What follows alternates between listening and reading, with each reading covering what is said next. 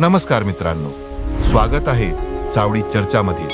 आज आपण अशा एका विषयावर चर्चा करणार आहोत ज्याने शतकानुशतके लाखो भक्तांच्या मनात श्रद्धा आणि संशोधकांच्या मनात उत्सुकता निर्माण केली आहे।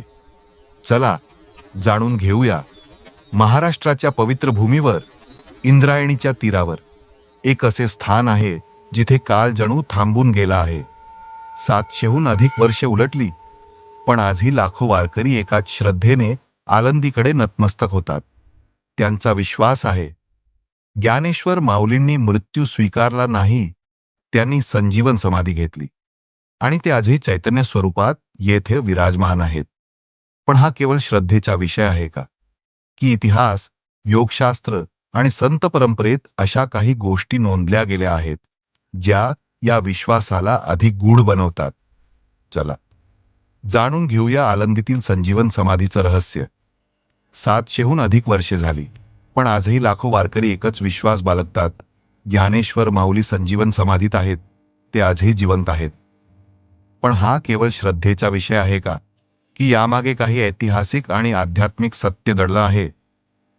इसवी सन 1296 मध्ये वयाच्या अवघ्या 21व्या वर्षी संत ज्ञानेश्वर महाराजांनी आळंदी येथे संजीवन समाधी स्वीकारली। संजीवन समाधी म्हणजे मृत्यू नव्हे, योगशास्त्रानुसार अत्युच्च योगी स्वतःच्या इच्छेने शरीरातील सर्व क्रिया थांबवून समाधी अवस्थेत प्रवेश करतो। वारकरी संप्रदायाचा विश्वास आहे की माऊली आजही त्या समाधीत चैतन्य स्वरूपाने विराजमान आहेत। अनेक संतांच्या अभंगांमध्ये ज्ञानेश्वर माऊलींना नित्य जिवंत मानलं गेलं आहे। असा उल्लेख आहे की संत एकनाथ यांनी समाधीची साफसफाई केली आणि त्यांना माऊलींचे दर्शन झाल्याची कथा वारकरी परंपरेत सांगितली जाते। तसेच अनेक भक्त आजही समाधीसमोर विलक्षण शांतता, दिव्य ऊर्जा आणि आध्यात्मिक अनुभव आल्याचे सांगतात। मात्र या अनुभवांना आधुनिक विज्ञान सिद्ध करू शकलेले नाही। इतिहास आणि विज्ञानाच्या दृष्टीने पाहिले तर ज्ञानेश्वर महाराज आजही शारीरिक स्वरूपात जिवंत आहेत याचा कोणताही वैज्ञानिक पुरावा उपलब्ध नाही। परंतु वारकरी परंपरेनुसार माऊली हे केवळ शरीर नसून चैतन्य आहेत। म्हणूनच लाखो भक्त आजही म्हणतात, माऊली कधीच गेल्या नाहीत।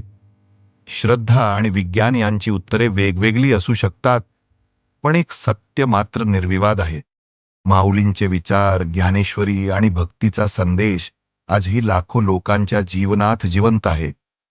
हा व्हिडिओ माहितीपूर्ण वाटला असेल तर लाईक करून आमच्या कार्याला प्रोत्साहन द्या।